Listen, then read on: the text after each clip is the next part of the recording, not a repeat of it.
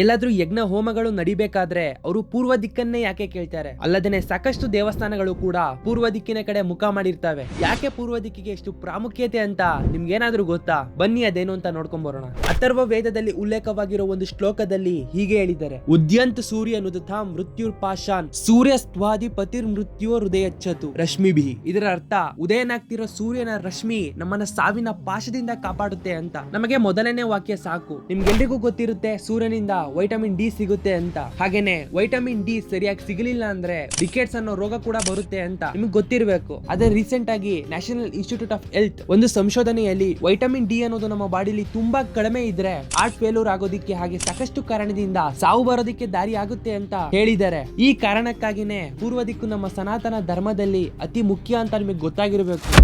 ಹೀಗಾಗಿ vitamin D ಅತಿ ಮುಖ್ಯ ಅನ್ನೋ ವಿಷಯವನ್ನ ಸಾವಿರಾರು ವರ್ಷಗಳ ಹಿಂದೆನೆ ಅಥರ್ವ ವೇದದಲ್ಲಿ ಉಲ್ಲೇಖ ಮಾಡಿದ್ದಾರೆ ಅನ್ನೋದು